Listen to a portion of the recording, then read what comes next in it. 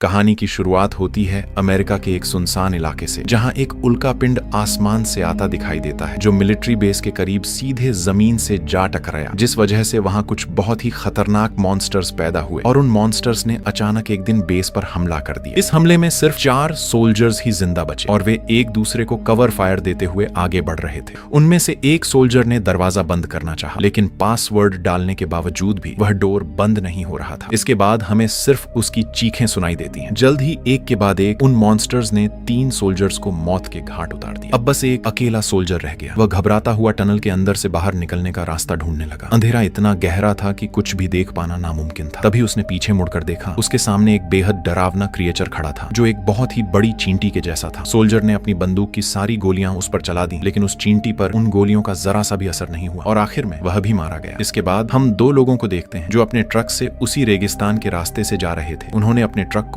उसी जगह पर रोक लिया जहां पर उन मॉन्स्टर्स का राज है। इसके बाद उन्होंने अपने ट्रक से एक व्हील बरो निकाली, जिसे देखकर लगता है कि शायद ये लोग किसी चीज की खुदाई करने के लिए आए। अब दोनों जैसे ही गुफा के अंदर घुसे तो उन्हें जमीन पर एक इंसान का कटा हुआ हाथ मिला, लेकिन इससे पहले कि वे कुछ समझ पाते तभी एक मॉन्स्टर ने उन पर हमला करके एक आदमी को मौत के घाट उतार दिया। अब दूसरा आदमी डर कर वापस ट्रक की तरफ भागा, लेकिन कुछ ही पलों में मॉन्स्टर ने उसे भी मार दिया। अगली सुबह हम पास के एक छोटे से शहर में ब्रायन नाम के एक लड़के को देखते हैं। तभी उसका बेस्ट फ्रेंड लूकस उसके घर आया। लूकस ने ब्रायन को याद दिलाया कि आज उसकी बर्थडे पार्टी है जो कि रेगिस्तान के बीच एक क्लब में होने वाली है। इसके बाद लूकस की बाइक ब्रायन ने अपने ट्रक पर रखी और दोनों लीसा के घर की तरफ निकल पड़े। ब्रायन लीसा से बहुत प्यार करता था, इसलिए उसने सोचा कि आज वह अपने दिल की बात लीसा से अपनी बर्थडे पार्टी में कह पाएगा। अब जैसे ही लीसा ट्रक में बैठी, तीनों पार्टी के लिए निकल पड़े। रास्ते में इन्हें 2 भाई मिले जिनका नाम टिम और क्रेग था। दोनों ही अपनी बाइक पर स्टंट करते हुए जा रहे थे। उन्हें देखकर लूकस चलते ट्रक से ही अपनी बाइक पर चढ़ा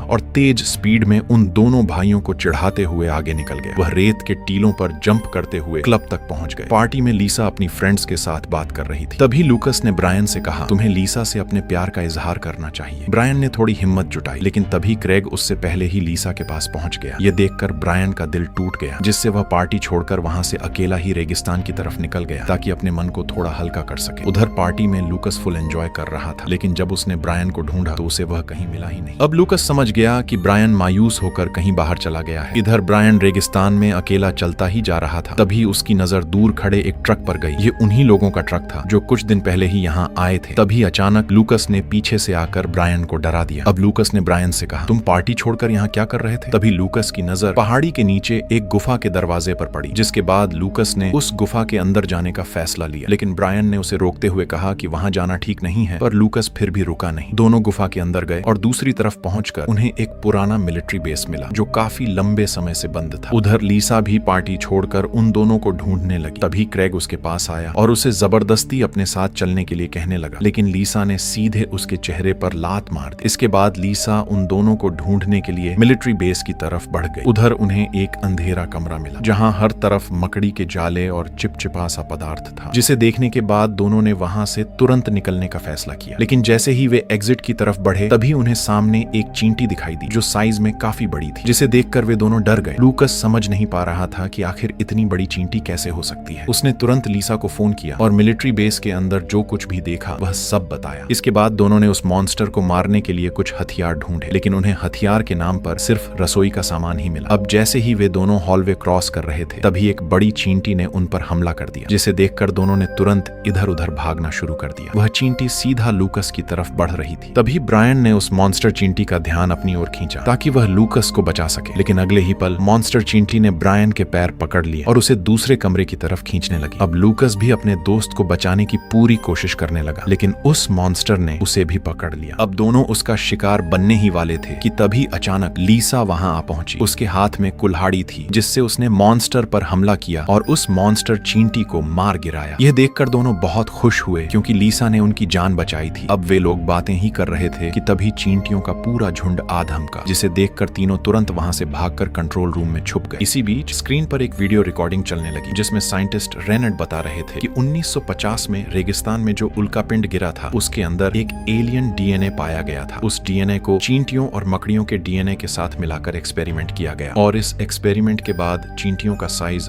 बहुत तेजी से बढ़ने लगा। समय के साथ वे चींटियां काफी समझदार भी हो गईं, लेकिन एक दिन चींटियों की रानी बड़ी चालाकी से भाग निकली। थोड़ी ही देर में उसने कई सारे अंडे दिए, लेकिन चींटियों को अपने अंडे डेवलप करने के लिए एथेनॉल की जरूरत पड़ती है, जो उन्हें रेगिस्तान में नहीं मिला। इसीलिए वे एंट्स बेस के अंदर ही रुक गई। अगर वे रेगिस्तान से बाहर निकल गईं, तो पूरी दुनिया के लिए एक बड़ा खतरा बन सकती है। तभी लीसा ने कहा, हमें यहाँ से जल्दी ही क्लब की ओर जाना होगा, क्योंकि हम लोग पार्टी के लिए जो शराब लाए हैं उसके अंदर एथेनॉल होता है। उन्होंने तुरंत फैसला किया कि उन्हें क्लब वापस जाकर सबको बताना होगा। उधर क्लब में एक लड़का थोड़ी और शराब लेने गया। तभी उसने देखा कि एक मॉन्स्टर चींटी पूरा का पूरा बैरल ही पी रही है। वह डर के मारे चिल्लाया और वहां से भाग पाता उससे पहले ही चींटी ने उस बैरल को उसके सिर पर फेंक दिया, जिससे वह बेहोश हो गया। इसके बाद एक डांस कर रही लड़की के ऊपर उस मॉन्स्टर चींटी ने चिपचिपा पदार्थ फेंका, जिससे उस लड़की का चेहरा बुरी तरह से पिघलने लगा। सब लोग डर के मारे इधर उधर भागने लगे। इसी बीच हम बड़ी तादाद में चींटियों के झुंड को क्लब की ओर आता हुआ देखते हैं और वे मॉन्स्टर चींटियां लोगों पर हमला करके उन्हें मारने लगती हैं। देखते ही देखते चींटियों ने पूरे क्लब में कत्लेआम शुरू कर दिया। उन मॉन्स्टर्स को देखते ही क्रेग और टिम अपनी बाइक लेकर वहां से भागने लगे, लेकिन वे चींटियां बाइक से काफी तेज थीं और उन्होंने क्रेग को पकड़ लिया। उधर जब ब्रायन और उसके दोस्त वापस क्लब पहुंचे तो वहां का नजारा देखकर सब सन्न रह गए, क्योंकि वहां चारों तरफ सिर्फ खून के निशान पड़े थे। अब तीनों ने फैसला किया कि शहर लौटकर उन्हें पुलिस से मदद मांगनी होगी। जैसे ही तीनों ट्रक में बैठे तभी एक बड़ी चींटी ने उन पर हमला कर दिया। तीनों ने तुरंत गाड़ी से बाहर निकलकर पास पड़ी 2 बाइक उठा ली। लूकस आगे चलता रहा, जबकि ब्रायन और लीसा उसके पीछे निकल पड़े। चींटियां लगातार उनका पीछा कर रही थी, इसलिए दोनों ने फैसला किया कि वे अलग अलग रास्तों से जाएंगे। तभी ब्रायन ने देखा कि उसके सामने एक बहुत बड़ी खाई है, जिसे पार करना लगभग नामुमकिन है। उसने तुरंत ब्रेक लगा दी, जिससे बाइक डिसबैलेंस हो गई और दोनों घिसटते हुए उस खाई में गिरने से बाल बाल बचे। अब दोनों ने थोड़ी राहत की सांस ली ही थी कि अचानक लीसा को एक चींटी पकड़कर रेगिस्तान की तरफ घसीट कर ले गई। ब्रायन ने उसे बचाने की कोशिश की, लेकिन गिरने की वजह से उसकी बाइक स्टार्ट नहीं हुई। यह देखकर ब्रायन बिल्कुल टूट गया। थोड़ी देर में लूकस वहां पहुंचा। ब्रायन ने उसे सब कुछ बताया और दोनों तुरंत उस रास्ते पर चल पड़े जहां ब्रायन ने आखिरी बार उस चींटी को देखा था। थोड़ा आगे चलकर उन्हें एक गुफा मिली। गुफा के अंदर घुसते ही उन्होंने देखा कि यह जगह उस चिपचिपी हरी चीज से भरी पड़ी है और हर तरफ अंडे हरी रोशनी छोड़ रहे थे। अब उन चींटियों को एथेनॉल मिल गया तो अंडे फूटने वाले थे और जल्द ही और ज्यादा बड़ी चींटियां पैदा होने वाली थी। तभी ब्रायन ने देखा कि पार्टी के कुछ लोग अभी भी जिंदा हैं, जो अजीब से चिपचिपे जाल में फंसे हुए हैं। उनमें लीसा भी थी। ब्रायन ने उसे छुड़ाने की कोशिश की, लेकिन तभी एक बहुत बड़ी चींटी उन पर हमला करने के लिए आगे बढ़ी। तभी डॉक्टर रेनेट वहां पहुंच गए और गोलियां चलाकर उन चींटियों को मार गिराया। इसी बीच ब्रायन फिर से लीसा को बचाने लगा, लेकिन वह चिपचिपा जाल बहुत ही ज्यादा मजबूत था। अब डॉक्टर ने कहा, हमें जल्दी से बाहर निकलना होगा। मजबूरी में ब्रायन डॉक्टर के साथ बाहर निकल गया। गुफा से बाहर आने के बाद डॉक्टर ने बताया कि उन्हें किसी भी हाल में ब्रैडली बेस तक पहुंचना होगा। वहां एक हथियार है जो इन चींटियों के सख्त शरीर को छेद सकता है, लेकिन बेस के आसपास प्रोटेक्शन के लिए ऑटोमेटिक गन्स लगी हुई हैं, जो किसी भी अजनबी को मार गिराती हैं। अब लूकस ने डॉक्टर से पूछा कि उन्होंने चींटियों पर ऐसे खतरनाक एक्सपेरिमेंट क्यों किए। इस पर डॉक्टर ने कहा कि जब आसमान से वह उल्कापिंड गिरा तो उसमें एलियन डीएनए था। उसका इस्तेमाल करके उन्हें लगा कि चींटियों को लड़ाई के लिए इस्तेमाल किया जा सकता है। उन्हें पालकर आर्मी के काम में लाया जा सकता है, क्योंकि वे मजबूत और एकजुट रहती हैं। इसी बीच चींटियों की रानी ने डॉक्टर पर पीछे से हमला करके उसे मार दिया, जो साइज में बहुत बड़ी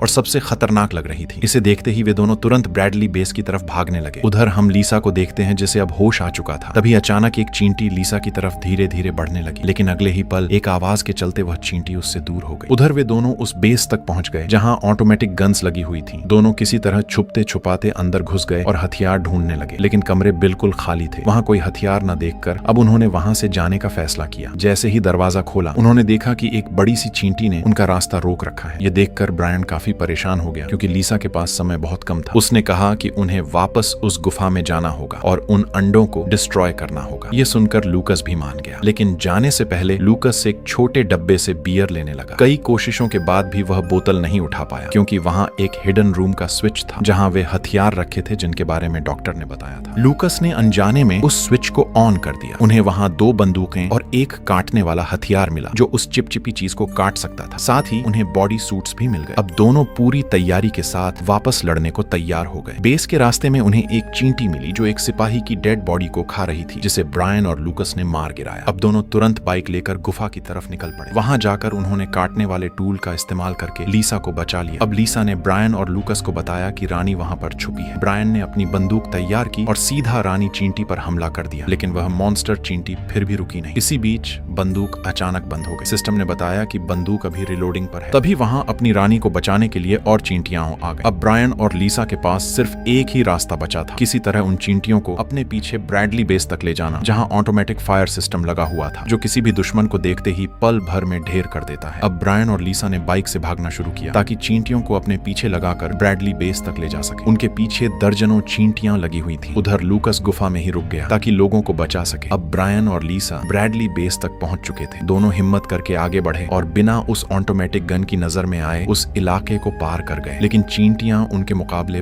बहुत बड़ी थी। ऑटोमेटिक सिक्योरिटी सिस्टम ने उन्हें बड़ी आसानी से पहचान लिया और उन पर गोलियों की बारिश शुरू कर दी। देखते ही देखते सिस्टम ने पूरे झुंड को ही खत्म कर दिया। दोनों को लगा कि अब खतरा टल चुका है, लेकिन तभी पहाड़ के ऊपर मॉन्स्टर रानी दोबारा सामने आ गई और उन पर हमला कर दिया। दोनों ने अपनी जान बचाने के लिए फिर से रेगिस्तान में भागना शुरू कर दिया। उधर गुफा के अंदर लूकस ने सभी लोगों को आजाद कर दिया था। उसने बियर स्प्रे करने वाला टूल लिया ताकि वह पूरी गुफा में आग लगा सके। इसके बाद लूकस ने पूरी गुफा में वह बियर छिड़क दी। जब वह आग लगाने ही वाला था तभी उसे किसी बचे हुए आदमी की आवाज सुनाई दी। पास जाकर देखा तो पता चला कि वह टिम है जो अभी भी जिंदा है। लूकस ने तुरंत उसे बाहर निकालने में मदद की। इसी बीच ब्रायन और लीसा भागते भागते उसी बड़ी खाई के पास पहुंच गए जहां से वे पहले गिरने वाले थे। उनके पास कोई रास्ता नहीं बचा था। सामने से रानी तेजी से उनकी तरफ आ रही थी। ब्रायन को लगा कि सब खत्म हो गया है, लेकिन लीसा ने कहा, इस बार कूदने की कोशिश करो, तुम ये कर सकते हो। अब ब्रायन ने पूरी स्पीड से बाइक खाई की तरफ दौड़ा दी और ऐन मौके पर दोनों ने दूसरी तरफ छलांग लगा दी। उन्हें यकीन ही नहीं हो रहा था कि वे बच गए। अब उन्हें वहीं शुरुआती ट्रक दिखा और दोनों उसमें बैठकर भागने लगे। तभी रानी के अंदर अब एक मकड़ी जैसा जाल बनाने की ताकत आ गई। उसने जाल फेंका और गाड़ी को पीछे खींचने लगी। लीसा ने ब्रायन की गन उठाई, लेकिन गन का EI सिस्टम अभी भी फायर करने से मना कर रहा था। तब लीसा ने सिस्टम को बताया कि उनके सामने रानी चींटी है जिसे मारना बहुत जरूरी है। ये सुनते ही सिस्टम ने गन को फायर करने के लिए एक्टिवेट कर दिया। लीसा ने एक परफेक्ट निशाना लगाया और रानी के सिर को गोलियों से भून कर रख दिया। रानी सीधे गहरे गड्ढे में जा गिरी, लेकिन उसका जाल अभी भी ट्रक से चिपका हुआ था, जिससे ट्रक भी उसके साथ गड्ढे में गिरने लगा। दोनों ने समय रहते ट्रक से कूदकर अपनी जान बचाई। उधर गुफा में लूकस ने आग लगाने के लिए जैसे ही लाइटर निकाला तभी एक अंडे से नई चींटी बाहर निकली और उसने लूकस पर हमला कर दिया, लेकिन लूकस ने उसे अपने पैर से कुचल दिया। इसी बीच गुफा में आग चारों तरफ फैल गई, जिससे लूकस अंदर ही फंस गया। जब ब्रायन और लीसा गुफा की तरफ वापस लौटे तो उन्हें टिम मिला। उसने बताया कि लूकस ने सबको बचा लिया है, लेकिन वह आग लगाने के लिए गुफा में ही रुक गया और उसके बाहर आने से पहले ही चारों तरफ आग फैल गई। अब ब्रायन ने अपने दोस्त को बचाने का सोचा, लेकिन आग बहुत ज्यादा फैल चुकी। तभी क्रेग अपनी बाइक लेकर वहां पहुंचा। अपने भाई को जिंदा देखकर वह बहुत खुश हुआ। जब उसे पता चला कि लूकस ने टिम की जान बचाई है तो उसने उस एहसान को चुकाने का फैसला किया और तुरंत बाइक लेकर गुफा के अंदर घुस गया। अंदर से लगातार धमाकों की आवाज आ रही थी। ऐसा लग रहा था कि अब सब कुछ खत्म हो गया, लेकिन तभी क्रेग अपनी बाइक पर लूकस को बाहर निकाल लाया और दोनों सुरक्षित थे। ये देखकर सब लोग बहुत खुश हुए। अब आखिरी सीन में हम मिलिट्री बेस के अंदर एक कमरे में बहुत से बड़े कीड़ों की आवाज सुनते हैं, जिसका मतलब था कि खतरा अभी भी पूरी तरह टला नहीं है। और इसी के साथ यह मूवी खत्म होती है। उम्मीद करता हूँ आपको यह वीडियो पसंद आई होगी। इसी के साथ वीडियो को लाइक करें और हमारे चैनल को सब्सक्राइब करना न भूलें।